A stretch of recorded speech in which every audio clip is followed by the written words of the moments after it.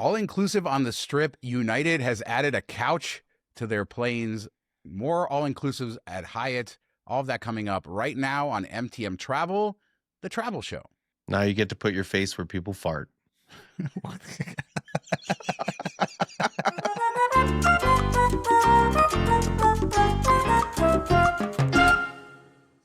So happy Tuesday, Mark. Lots of fun stuff. You're on your spring break trip right now as this show comes out. So next week, Hopefully. you'll have more to report back. Yeah, We'll on see. Bermuda. Hopefully you don't disappear in the Bermuda Triangle. I remember growing up and watching like the Amelia Earhart stuff and being like, oh, I'll never go there. That's freaky. And all the lore that is with the Bermuda Triangle. It seems like that must have been a 90s thing. Nobody talks about it anymore. It is weird. You do not hear about it anymore. Like when we were kids, that was the whole thing, was the Bermuda Triangle. And I always thought like it was this mysterious area. And it just turns out it's this island in the middle of the ocean in between Europe and the United States. It was always so mysterious to me. Yeah, it seemed like Lost, like the show Lost. Like that was Bermuda Triangle. That's what I envisioned. And then they came out with the show Lost. I'm like, oh, they based this off Bermuda Triangle. So United did a lot this week. They announced some new Polaris seats for their 7879, Starlink coming to those planes as well. They announced a new 321 XLR, a narrow body business class for international travel, which we'll talk about. But let's talk about their Relax Row. And this is very similar. In Air New Zealand, I think, has had their Sky Couch for a long time. And essentially what this is you're buying 3 seats, but these seats also have sort of a leg thing that comes up, and they give you a pillow and a blankie and you tuck yourself in. For kids, they even give them a plushie. Why are you not giving adults plushies too? I want a plushie. But I mean, this is a great concept. It's cheaper, you know. It's not a business class seat, but if it's if the price is right, this is better than just sitting in a normal seat. I just want my Conrad ducks. I've stayed at like 6 Conrads. I've never gotten a duck. I got my guy. Yeah, it's right. I mean, they don't give them out anymore. It's kind of sad that went away. And they used to give you bears and ducks, Mark. I got both, a few of both, but that was sort of at the end of it. My favorite one is from Macau. There's little dice inside the duck. No, that's pretty sweet. And I mean, this looks cool. They're not recreating the wheel here. Like you said, it's been done for a while. I'm surprised other people haven't rolled it out until now. It seems like it's something people would want, something people would pay a premium for. I do worry, like when that seat flips up to make it into a bed, how secure is that? How comfortable is it? Does it feel like it's kind of giving away because it's not the firm part of the seat? It's an extra thing. How much support does it have? I guess you could say, like, maybe if you have 2 adults, one lays on the seats, that feels fine. But if the other one's laying on the kick out part, does it start to sag? Does it feel uncomfortable? Or can you only put kids there? I'd be interested if anybody's flown it on Air New Zealand, if they have anything to say below. Also, the issue is height, right? I mean, for me, I'm 6'2". Bend your knees. If I lay in you have to. I mean, we've all laid across a row, right, in our lives. And Yeah. This is essentially what that is, except you just have a little bit wider area. And there's just, having your feet stick out isn't fun. But I think this is a great addition, and more airlines should do it. Their new Polaris seat looks very interesting. They have this picture of 2 people in there. So they have the little foot area, which has padding, so you can invite somebody. We've seen this in international first class. I'm sure another airline probably has this in business class, but we were discussing this before and we can't remember one. So yeah, just sort of opening up. I mean, we've seen this with Q suites, having walls down, making the business class experience more social. That seems to be the direction we're headed. Yeah, and that's kind of fun if you're not sitting next to each other or you're going with a bigger group than just 2 people. If you have 2 people, you try to get those middle seats maybe that you can talk, lean forward and talk to each other that way. But if not, then you can kind of come over here, sit, converse, or maybe you meet somebody on the plane and kick it off that way. But, back to the bench couch seats or whatever for a bit to compare to Polaris. If I'm flying by myself, I probably don't want the couch seats, especially if we're booking with miles. I don't think it's going to be cheaper miles wise to a business class if you can find a saver award. But if I had small kids, I think that might be better. It might be cheaper than booking 3 business class seats. If you have 2 little kids that you could like snuggle up next to, or one, I could see that being useful for families, I think. But for us travelers that are booking business class, for anybody that doesn't have small kids, I just don't know that it will be as useful. Now for Polaris, this looks like a really nice product. I've enjoyed Polaris, the setup. If you get the It's like every other row is kind of pushed in towards the center, so you have a little bit more privacy from the aisle, and the every other row is like pushed out where you're laying on the aisle almost in the middle. So I think if you get the right row, that it's one of the more private business classes, at least of the U.S. airlines. Never really loved the seat. I've felt it to be somewhat uncomfortable. Like I said a couple episodes ago, the Turkish Airlines seat was way more comfortable to me for whatever reason. Was telling you that I haven't flown United business class in a while, and the last time was just a couple years ago. But I got stuck with one of their old seats, and I think that was domestically, so it was probably an upgrade or something. It wasn't actually business class, but it was one of their seats. It's those old seats, those 8 across business class that they had like 10, even up until the last few years. Polaris is I mean, such an improvement over that, and this is making it even better. And it's just a reminder, not just with United, but in general, I feel like even though they've taken all the padding away from economy seats and made those worse in a lot of cases and more narrow, in the premium cabins, things have actually probably gotten much better. Yeah, I think they've spent a lot of time trying to maximize that space, and it looks like there's a lot of storage here, which is a problem with some airlines. I said that was a big problem on Turkish. They didn't have any storage really. They had the place where the headphone goes. You could shove a couple things in there, but there wasn't much. Like even the Aer Lingus on the narrow body had a little bit more storage than Turkish, which I find weird. But this looks like it has several cubbies. I like when you have that and you don't have to have stuff up in your bag, easy access and takeoff and landing. It's not flying all over the place. This is done well. Narrow bodies, as we discussed, not my favorite. It's cool that they're able to retrofit them or make it work, that they have like a lie flat seat in it. But unless you're in that throne seat, it just doesn't feel the same. Yeah, I think their cabin is a little bit different than what you flew last week, but ultimately you're going to be limited in space because of the size of the narrow body. But what that does allow them to do is open up to different destinations because you have different passenger load numbers. And so you're not flying these giant planes. And so it does give them more flexibility. They also announced the Coastliner, which is a 321 Neo, which is going to be flown in the US and going to have lie flat United Polaris seats, again, domestically. So really doing that. And then at the end of 2027, all of their dual cabin planes will have Starlink. So yeah, a good future for United, an airline that I haven't had any bad experiences on in a while. So I'm always happy to fly them when it makes sense, but it usually never does. Yeah, I didn't fly them for like 15 years straight. In the last couple of years, I've probably flown them 4 or 5 times, twice in Polaris. Well, 3 times if you count one way. So it's been useful. I've enjoyed it. Haven't had really a problem. Not my favorite of the carriers. I probably would put them third of the U.S. main carriers, but they do have a use there. And if you can find it on partner awards and everything, I think that these will be seats that people want to fly. Well, let's move on, talk Hyatt really quick. On the last show, we talked about a survey that could, I don't know, mean the death of Hyatt for me. I don't know, but go see that if you want to see some potential changes that they're considering. But one of the things that they've been doing constantly is adding all inclusives. And Bahia Principe, we talked about, they've signed that contract a little while ago, but now as of March 25th, you can book Bahia Principe with Hyatt. And that is all now done. So what is that? 22 new all inclusives with your Hyatt points? Yeah, and there's some out in Spain, so you got a couple Europe, which I think Europe all inclusive aren't quite as good as we're used to, at least from my research when I've looked at these properties. They don't seem to be quite as grand as Mexico or the Caribbean, but it's interesting that you could pull that off. And Spain seems to be the place where all these land or end up. Maybe some in Portugal too. So that's kind of interesting. But these seem maybe like mid tier to lower tier compared to some of the other Hyatt all inclusives. The prices, at least at launch, are a bit better than you see in a lot of the Hyatt all inclusives, especially as they've jacked up the prices to like 40K a night, 45K a night, 30K a night when they used to be in the 15, 20, 25K. So you can book these. I think the lowest is Cat A. There's a couple of those at 15,000 standard rate. Most of them fall in the Cat B, which is 20,000 standard rate.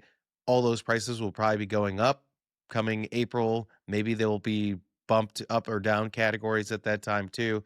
So you might want to lock that in. If you see one of these that works for your travels, I'd get that booked now before those changes. And then you can always adjust if they drop. That would be so wrong, though, to launch them now and then a few weeks later to change. Hopefully they don't do that. They did that with Bahia Mar. Yeah. They launched it at like a 20K when we booked it originally, It was 20K, and then it didn't open on time, and then when it opened, it went up to 25K. So they bumped it before it even was ever bookable. Yeah, I mean, for people who are new to this, there is often arbitrage opportunities because they're forecasting what they think the property is going to be rate wise and everything else. And sometimes they miscalculate it. I think there was that one hotel, remember in Budapest, that was like a category 2, and then they had to change it to a category 5 or something because it was just such a outsized sort of value. So sometimes they get it wrong on the initial sort of level. So it's always good to, if you feel like it's a good value, book it before it Yeah, changes. the Costa Rica one too. Like everybody wrote about that. Oh, best use of Cat 4 cert. Now it's like a Cat 7 or 8, or it's crazy. When I stayed there a couple of years ago, I had booked it at a Cat 5, but it had already gone up to Cat 6. And I talked to the GM. This is the Andas Papagayo. And yeah, so I was there as Category 6. He's like, oh, we're going up to Category 7. And he says, we're probably going to go all the way up to Category 8 because the rates have been increasing. And here we are, Category 8. So it's a great point. In 5 years or so, you go from using a Category 1 through 4 cert to being the most expensive hotel in the entire chain. Yeah, and their all inclusives used to be a really good value. I mean, think about like Ziva and Zalara early on before they started buying all these brands. I feel like they were all 20K or less a night, and now Secrets and that they're like way up there in price. It's some of them have doubled, and they did that like 2 years in a row when they did these yearly category changes. They just kept jacking them up more and more, and we've seen them become sky high. That's part of the reason I booked the one in Cartagena, because it was still only 20K a night. We could book 2 rooms so everybody has their own bed and is comfortable, and we don't have to and it's 40K a night, and I'd rather spend 40K on 2 rooms at an all inclusive than 40K all crammed into one smaller room. Yeah, absolutely. And I mean, I don't really pay that much attention anymore to the all inclusives. It just isn't my thing anymore. I mean, I would do it if it made sense, but I'm not going to plan an entire trip around it and the amount of points. And I mean, it's just, I don't know. So I want to know out there, like, are people paying attention to these all inclusives? Is it too much for you? Or is this really opened up your idea of going different places and being able to have that type of experience? Because I feel like in the miles and point space, maybe even 10 years ago, there were so few options, and now it's like there's so many, and I feel like it's drawing people into miles and points because they love these all inclusives and they're finding ways to get them for free. Yeah, I remember writing up like the Hilton all inclusives, 7 years ago, 6 years ago, and there was like 10. It felt like there wasn't many that you could use Hilton free night certs at, and now it's exploded, and Hyatt's been the kind of the forefront of that. So they must have noticed a niche, or noticed a way to bring, like you said, bring people into World of Hyatt, or they're just making good money on selling the points for these locations as they increase the rates, because the expansion has been kind of insane, and this has been their real big focus more so than anything else, which is surprising. I wouldn't think all inclusives are like a great way to make money because there's so much waste in food, and you're giving out alcohol and all that stuff, but it must be baked in there somewhere. Well, it's so popular that it has invaded the Las Vegas Strip, all inclusive coming to MGM resorts, specifically Luxor and Excalibur. We covered this on the Vegas show last week, and it kind of went wide. Like I saw this covered everywhere, people getting excited about this deal. And MGM, $330 for 2 nights for 2 people. It includes breakfast, lunch, and dinner. You get some show tickets, you get a roller coaster ride. Your resort fees are included in that. Parking is included in that as well. So they're trying to draw people who are going to have cars. They don't, a little bit of tax is not included. So maybe 345, 350 out the door if you get the cheapest nights for this. And it's a really solid value. They got some of the buffets on there. You're not getting the fanciest food in the world, but they have all the menus online that you can view. And what does this say about travel? Or is the whole industry in trouble? We've talked about the wider conflicts and things going on in the world. And in Vegas, the narrative has been it's slowing down. We just had good numbers, though. So February, Vegas had an increase in visitors for the first time in a while. Is this something that the house is on fire in the wider travel industry? Yeah, and you would think that this would be like a limited couple months or just for the summer, but when you looked out and tried to book it, you could book it all the way into like 2027. So this is here to stay for the foreseeable future, which is kind of cool. And it's not limited, so that should help people be able to take advantage of it. I mean, it kicks off early April. April's kind of my favorite month to go to Vegas. It's the beginning of pool season. It's hot, but not too hot. Well, this year it's been it's been too hot. But even through the summer, you can take advantage of the pool, and I think it's just a really great deal. But yeah, like you said, what does that say about the bigger travel area. And we talked about on this show how Vegas occupancy rates is killing the overall occupancy rates. Other hotels outside of Vegas aren't doing as poor. It's kind of flat. Vegas is down quite a bit, but we saw a little bit of a rebound in February. So the question is, all right, if Vegas is seeing this and they're noticing, they have all that booking info for the rest of the year. And if they're freaking out enough to be like, let's give this really great deal, what's that say about the rest of the country? Usually Vegas kind of leads in that type of stuff. The rebound happens there first, the downfall happens there first. So there has to be worry, like, is this going to be a bigger problem as airline tickets go up in price? Because jet fuel's sky high right now. Are people going to be booking less? Are they going to be staying closer to home? I do think that's a big concern going into the summer travel season. Yeah, I mean, I think I'm sort of baffled by the fact that there's no real expiration or that you can just book this. And it shows, I think, the wider trend in the travel industry. We've talked about this a lot, catering towards affluent people, catering towards the higher end of stuff. And we've lost some of those spaces for people in the middle. And I think the wider economic stuff is causing people to travel less. And these properties are just not going to attract the more affluent people. They're not really designed for that. And so you're going to have these areas of the travel industry where you need to attract normal people. And that used to be the heart and soul of what built places like Las Vegas was the normal traveler, the normal sort of property. In fact, these two properties are indicative of that. So yeah, I think it's going to be a wild year, and I would expect that the higher end places will continue to do well, and the other ones will have to try to find unique ways to draw people out, and that's going to be value. You have to give them value. And by the way, this does provide value. I mean, this is a great deal. When you look at what it would cost you to eat, add in the roller coaster ride, the free parking, all this sort of stuff, this is a deal. This isn't MGM trying to like hedge their bets. They're saying, here's a good deal. Come and do it. Hopefully you lose more money in the casino. Hopefully you stay more days, things like that. Yeah, and I can't say enough good things about the El Diablo Cantina in Luxor. It's one of the ones on the list. We've eaten there several times. I've eaten there with you. It's always a good food, good service. You can spin the wheel, try to win some shots if it's your birthday. Even if it's not your birthday, just say it's your birthday. And if you watch the intro to this show, the wheel that Mark is spinning is at Diablo's Cantina. It was his birthday. I promise it was actually his birthday. Yeah, I think it was. So let's close with this. JetBlue still looking to merge. They're just out there wandering, looking for a partner to gobble them up. More consolidation is what people want in the airline space, but it's not good for us. But there's rumors out here, and this comes from Simple Flying, that United, Alaska, and Southwest are perhaps in the mix, or this is what JetBlue wants. I mean, I don't know. I don't want any more consolidation. Alaska, though, probably a good contender for this. If they get this, then they're so big already. I just remember the little Alaska. They were so cute, and I love them. Yeah, but Alaska's still very West Coast focused, even with Hawaiian coming on board. It's all kind of West Coast stuff, and JetBlue's more East Coast focused. So I think of the pairing, that would make the most sense where there's not a lot of overlap. There's not a lot of issues there. It kind of makes them both better. I'd always hoped that Spirit and JetBlue got together when they were trying to do that before it got blocked, because Spirit is so big out of Detroit that I'd love to be able to fly JetBlue. I like their seats. I like the Mint. I like the setup. And I've never gotten to fly JetBlue. I've never flown them anywhere. Or so I should say, I like the way it looks, or from what I've heard about it. Because unless I'm going to JFK or to Boston, there's no purpose in flying JetBlue. So, and if I'm flying there, I'm probably flying Delta anyway. So that would have been cool.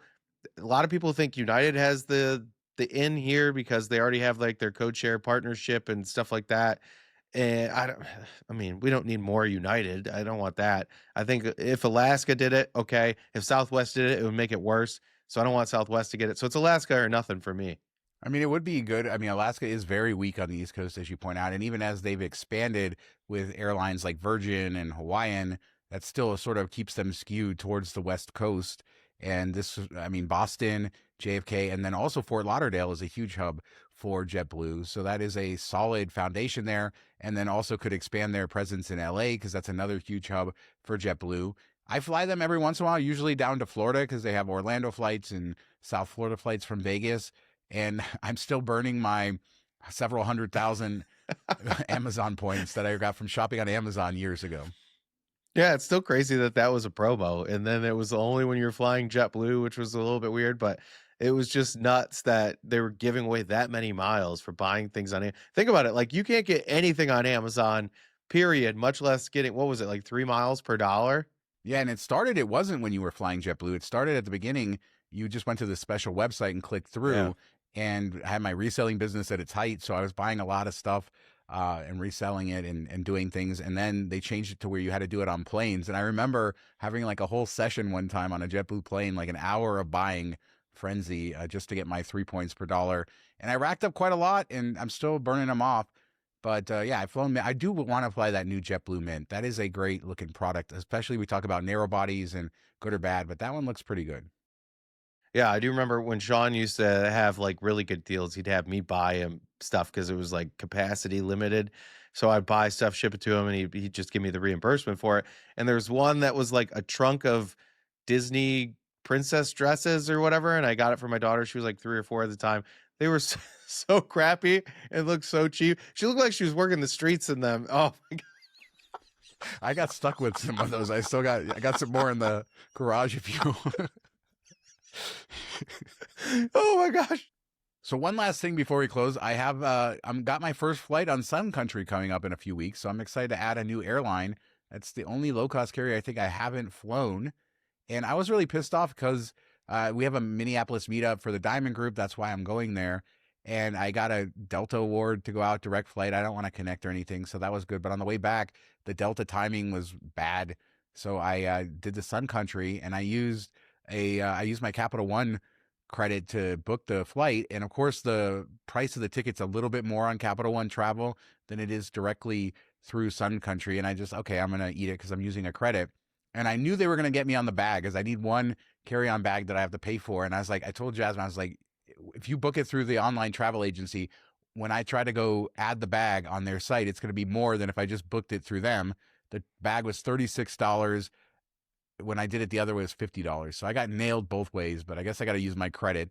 And this always sucks when you have to use a credit and then you realize you're getting screwed. Yeah, and that's why they get you. And then Capital One's getting a kickback on there. And then when you think about my favorite tip of airline travel that you could have bought at the airport for $20 cheaper, you got triple whammied. Yeah, but at least I used the credit and I didn't forget to use it, and it Yeah. worked out okay.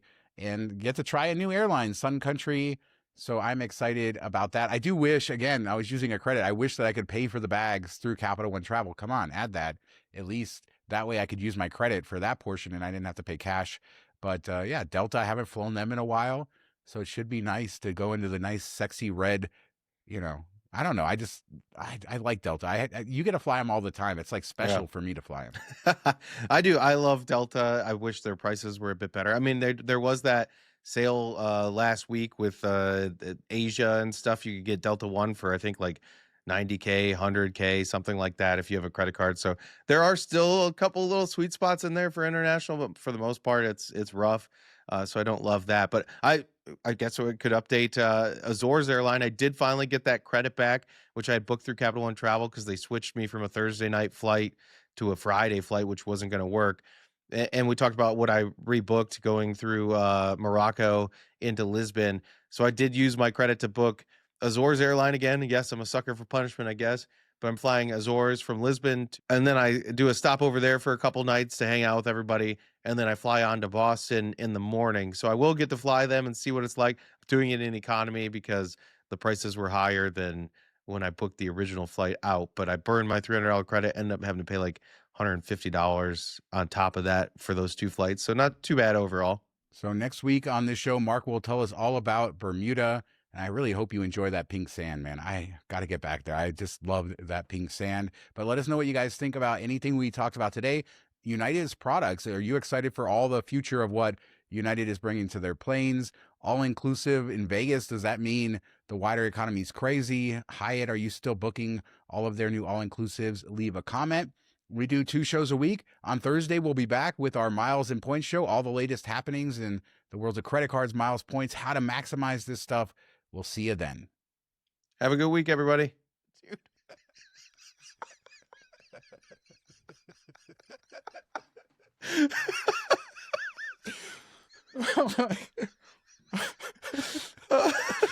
It was so bad.